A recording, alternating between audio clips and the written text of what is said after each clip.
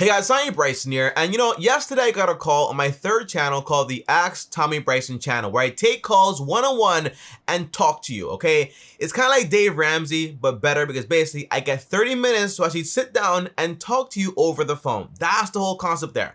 But I got a call, and the big question was basically, Tommy, do I sell my house, okay? Now, just to paint you a picture, this lady that asked me lives in California. So for every dollar she makes, the government over there takes around like 37 to 40% of all of her money. But she makes around 106K every single year. She owes around 125K in student loan debt and also owes 180K when it comes to her mortgage, and only has, for example, $10,000 in cash. So for a very long time, obviously, she's had no money and had no real wealth or financial management. Now, tell me, why do I want to watch this video right here, right? Because basically, well, the same steps that I told her to kind of build financial freedom is the same steps you can use out there to help yourself get out of debt, start investing, and build financial freedom. And hopefully, the goal is you walk away from this video knowing exactly the steps that you have to do step by step to start working towards, hey, building financial freedom, building passive income, lowering your expenses, so that way you can have more fun on things you actually want to have fun with, okay? That's the whole concept of this video. Actionable steps to take after you're done here, okay? Now, if you guys are new here, I post videos every single day, so make sure to also subscribe and hit the bell so you're notified. And on top of that, also destroy the like button. On top of that, if you want to talk to me one-on-one on that other channel, link down below, go over there quickly, because again, the spots are getting taken up very quickly also, okay? Now, the very first thing, guys, that I learned not so long ago, but a while ago, is basically building wealth is not just one thing. And usually, the one people think is usually going to be wrong. For example, my grandpa thought, Tommy, the best way to build wealth is you gotta buy a house quickly, because if you don't, you'll be wasting money on rent. Well, 15, 20 years later, he still has a mortgage and no real investment. So usually, that's not going to be the only way to build wealth, okay? On top of that, Tommy, you need to have a massive high income. Well, that's been debunked. Why? Because basically, people that make the most money, like doctors and lawyers and physicians, usually they don't have any real wealth either, because usually their expenses are also so high. So it's not about how much you actually make, because by the way, the average millionaire also has a 9-to-5 job. And the last step is usually, hey Tommy, but you gotta invest a lot of money into the stock market. But what happens if, for example, when you're about to retire, it crashes, okay? And it can happen. You never know what's gonna happen. It's called Murphy's Law, okay? However, the point is to saying that it's not just one thing that builds wealth, but it's a combination of things. For example, it's about being frugal, it's about being patient, and it's also about making your money work for you so it can make you money while you actually sleep, okay? That's the goal when it comes to building true wealth. It's not about how much you make, buying a house, investing. Those are not the only things. Those are the most important things. Frugality, patience, and basically putting your money to work. That's the key right there. Now, here's the plan that I gave this lady, guys, okay? Tell me, how do you go from being in debt to being debt-free to being financially free in a few years or so? Or how do I go from no money to building passive income step by step and so on? Because by the way, not every single one of you is going to have debt or crazy student loan debt or any of that stuff, okay? But the steps are still going to be the same. Some of you guys might skip them, which is great, but some of you guys will go through every single one of them, which is also a part of the game. Now, the very first thing that every single one of you guys have to do here is basically, you gotta take a piece of paper or your notes, and you gotta have a budget. You gotta know exactly where your money is actually going. And by the way, a budget is awesome, because basically you set your own budget. That way you don't overspend beyond it, but if you want to spend money on something else, you can put it in your budget also. Now, this right here, guys, is actually my iPad on this side of the screen. Here it is right here for proof, okay? But the answer is, you want to make two columns, okay? You want to write down exactly your income right here and your expenses on one side. And you want to write down exactly the money you earn every single month after taxes, okay? After taxes. Because by the way, that lady makes 106K, but because she lives in California, he only gets to keep around 5,000 to 6K every single month. Keep that in mind. So write down exactly, what is my monthly income? Is it $5,000? Okay, put it in there, okay? Or 4,000 or 2,000 or 1,000. Doesn't matter. Put in your own numbers, okay? On top of that, Tommy, here are my expenses. You want to write down exactly everything you spend money on. Every single thing. And by the way, I know for a fact, a lot of you guys have a lot of subscriptions you probably forgot about, okay? So you want to go on your bank statement and see exactly every single thing you spend money on. That way you can write it down right here, okay? That's the core idea. Now, once you have all of those bills right there, what do you do next, Tommy? Well, this shows you exactly how much you make and how much you spend. But the core idea next is saying, hey, what do I need? What don't I need? And what can I negotiate to actually get the price down? So how do you do that? The answer is every budget has 4 walls. Meaning, for example, you have shelter, you need that. Utilities, you need that. Groceries, you need that. And lastly, transportation, you need that. But everything else outside of this, guess what? You actually don't need whatsoever. So usually you can go ahead and take it out. So for example, if your expenses look like this right now, right? How you spend money, well, guess what? Do you need retirement accounts right now when you're in debt? The answer is no. So take that out. Do you need savings accounts? The answer is no, not right now at least. By the way, this sounds crazy, I know, but give me a second, I'll break it down in a few. Do you need rent? The answer is yes, you do need it. However though, if you're spending more than 33% of your monthly income on rent or a mortgage, for example, the answer is usually you might want to sell, or for example, you might want to move, or you might want to negotiate that amount down because you don't want to spend half your money on rent. That's just crazy.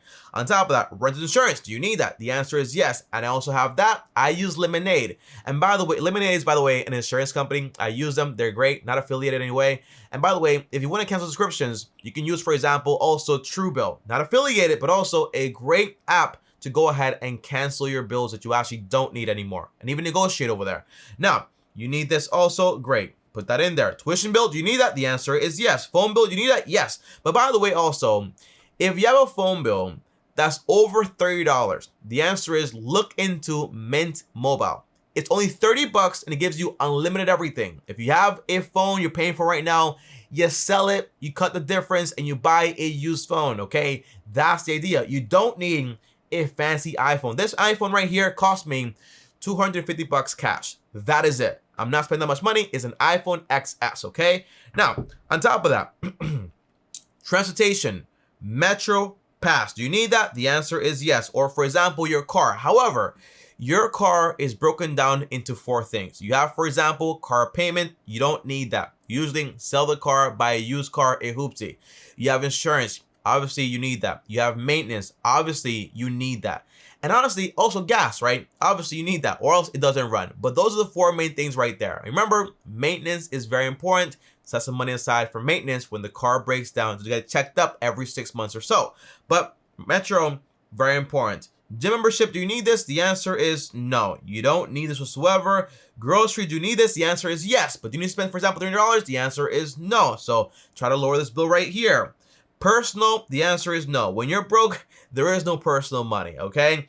Miscellaneous, no. When you have a budget, there is no miscellaneous cost. You know exactly where your money is going. So overall, this budget goes from example, $2,535 all the way down to only $1,515.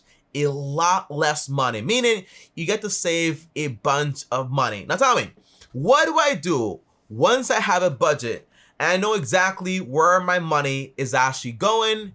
And I'm actually spending money just on my necessities and not on my wants anymore, okay? Well, the next step is very simple. Obviously, once you're done with this, you should have some extra money left over. The first step is you want to go ahead and save $1,000 for emergencies. That way, if anything happens while you're doing this plan, you have money there to kind of say, hey, let me take care of this and not have to stop any of my progress. That's the core idea there. So $1K for emergencies.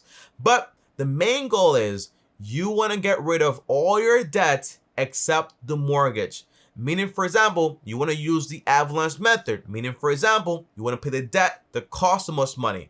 Basically, which debt charges you the highest APR? You want to pay that debt off first, okay? That's the core idea. You want to become debt-free.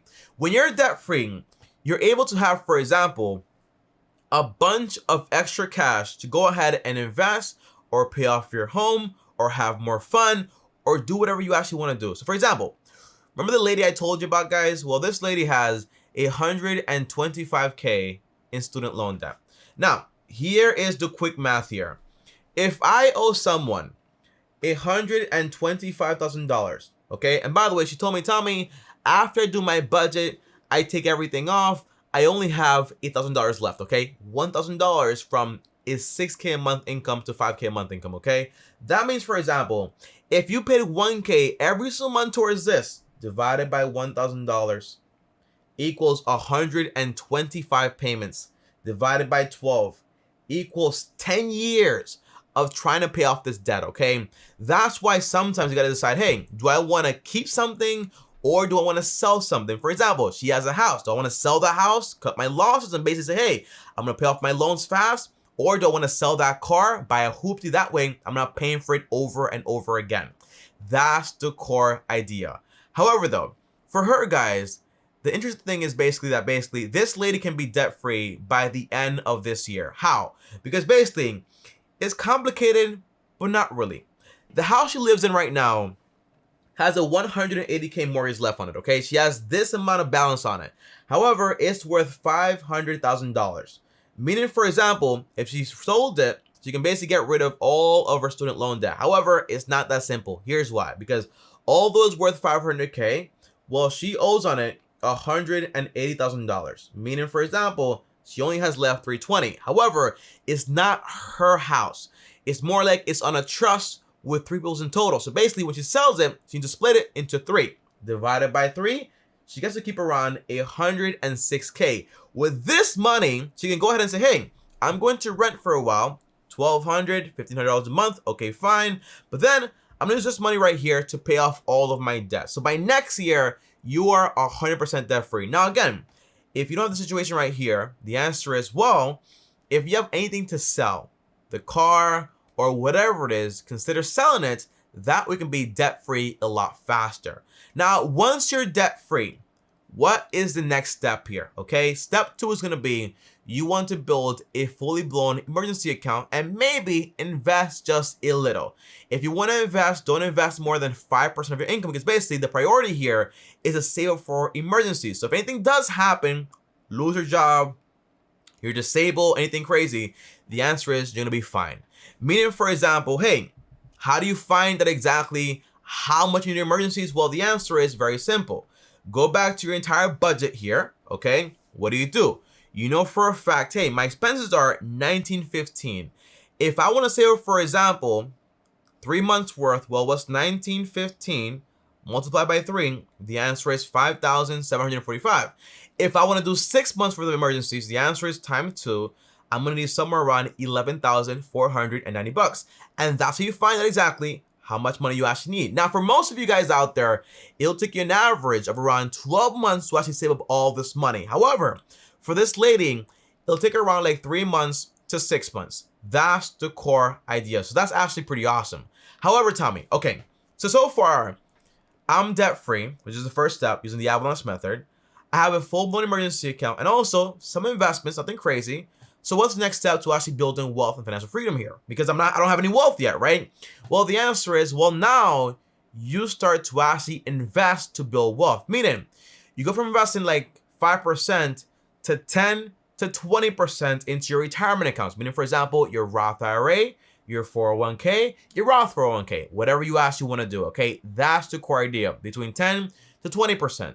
And if you actually have kids, you might want to do, for example, an extra 5% into a 529 account. That's the idea for their future college fund. However, though, what do you do here with all of your extra money? Because by the way, you should have extra money here.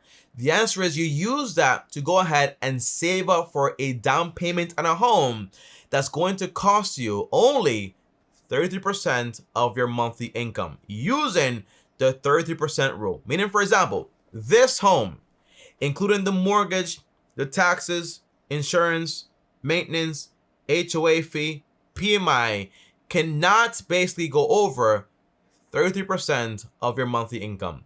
That right there is the rule.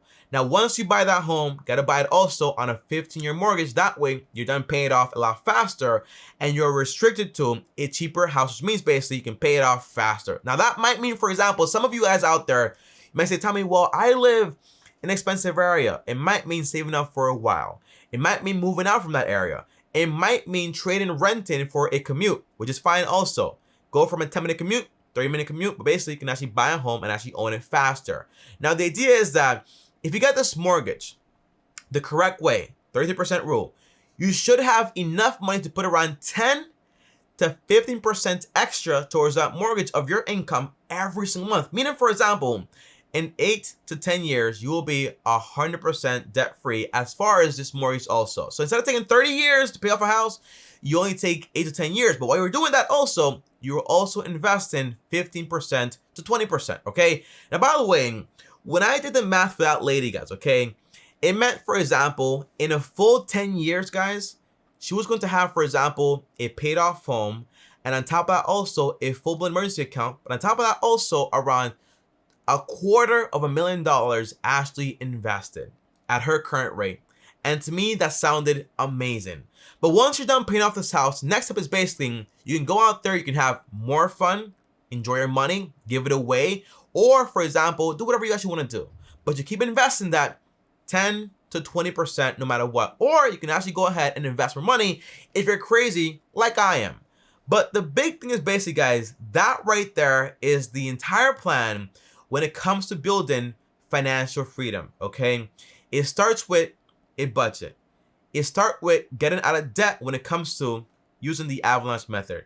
It starts with also building a full-blown emergency account while you invest some money, but not all your money, because basically that's not your priority. Then you start investing 10, 20% while you save for a house. By the way, put that around 10, 20% for that house. And then once you pay that off on a 15-year mortgage, the answer is now you can do whatever you actually want to do. But that is the goal right there. 10, 15 years, you are in a way financially free. Because by the way, when you don't have a house payment and you also have money in the bank and you have a job you actually enjoy, you don't have to worry about anything that much, okay? That's the core idea. But by the way, most people are not going to do this. Why? It takes a lot of time and it also takes a lot of effort. So if you ask me, Tommy, what do you think that lady's going to do there? Well, the answer is she lives in California. A lot of people left California, but some people didn't leave, okay? People actually like it there. So I don't know if she's going to sell or not sell, but the answer is even if she keeps the house, the answer is that house is going to eat up around 42% of her monthly income. And obviously, that is not according to her budget. So the answer is you can't afford it, so it's not the best decision right now. So I'd rather wait, and in 10 years, basically, I have all this wealth. But remember also, guys, okay, 20, 30 years of work did not give her anything but just a lot of debt. And also, for example, only 10K in cash. That's the core idea here. Now, guys, comment down below and let me know exactly, did this video help you in any way? If it did, comment down below, let me know. Let me know exactly what is your goal as far as by what age do you want to become financially free, okay? Comment down below, let me know. I'll see you guys tomorrow. As always, like, subscribe, hit the bell so you're notified. And if you guys want to call me, well, join me on my third channel, link down below, Ask TommyBryson, where I post there every single day also, okay? On top of that, if you want to DM me on Instagram, here's my Instagram right here, at TommyBryson. Thanks for watching. Another video right here. Click my face right here. By the way, this video is on investing and what to invest into. See you guys tomorrow, and as always, peace.